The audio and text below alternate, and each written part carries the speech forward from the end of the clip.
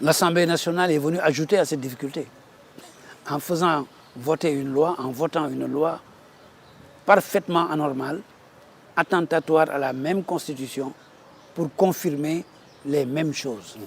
Et cela, à mon avis, est d'une gravité pacifique telle que ça conduit le Sénégal peut-être dans une période de méconnaissance totale de ce que nous sommes et de là où nous devons aller. Donc il est important que des solutions urgentes soient prises pour résoudre ce problème. Quelles sont ces pistes de solutions, à votre avis? Il y a peut-être, à mon humble avis, d'autres personnes ont des solutions qu'ils peuvent proposer. Mais moi, ce que je vois et qui est le plus immédiat, je dis bien le plus proche, le plus immédiat, c'est encore le Conseil constitutionnel du Sénégal. Parce que, à ce que je sache, le Conseil constitutionnel est saisi ou va être saisi d'un recours contre la loi votée par le Parlement récemment. Mais le Conseil constitutionnel, et là j'en appelle à ces personnalités-là qui ont pour vocation de veiller au respect strict de notre Constitution, trouve là l'occasion de montrer qu'il accomplit sa mission. Parce que tout le monde, et le monde entier, je dis, sait et dit que notre Constitution a été violée. Le monde entier le dit. Ce que le monde entier le dit, mais notre Conseil constitutionnel ne doit avoir aucun problème à le dire. Et là, ce Conseil rentre dans l'histoire. C'est le moment pour le Conseil constitutionnel, qui a été décrié depuis 1992, de redorer son blason, de montrer qu'enfin, il est dans le sens de l'histoire. Ce que l'histoire veut, il faut le faire. L'histoire immédiate dit que le Conseil constitutionnel doit et devrait annuler cette loi qui a été votée par l'Assemblée nationale. Mais je vais au-delà. Et là, je pose un nouveau problème constitutionnel. Oui. Qu'en sera-t-il du décret évoqué par M. le Président de la République pour arrêter la marche du corps électoral?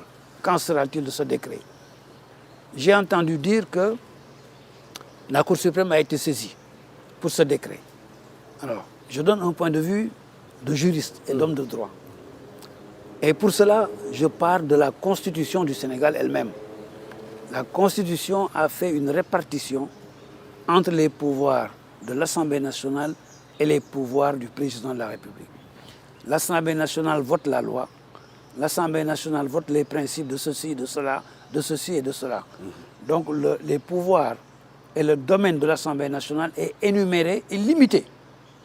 Et tout le reste dans notre vie relève du pouvoir réglementaire du Président de la République. Et donc ce pouvoir réglementaire est illimité.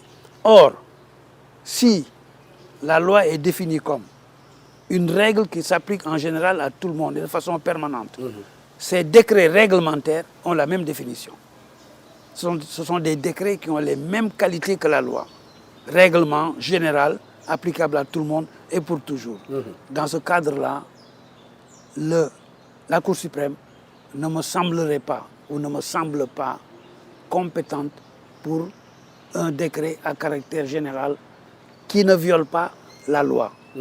Parce que lorsque un décret doit être une application de la loi, la Cour suprême juge ce décret par rapport à la loi qu'il applique.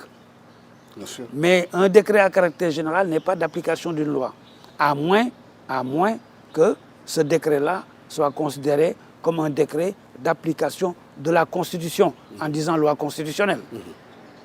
Dans ce cas, la Cour suprême peut dire c'est un décret d'application de la Constitution. Et à partir de ce moment, ce décret viole la Constitution elle-même. Et la Cour suprême pourrait l'annuler. Mais dans le cas contraire, il appartiendrait, à mon avis, au Conseil constitutionnel, encore exerçant ce que je crois être le rôle d'un Conseil constitutionnel, de dire ce décret non plus ne sera pas applicable et de fixer la date des élections. Parce que le Conseil constitutionnel n'est pas un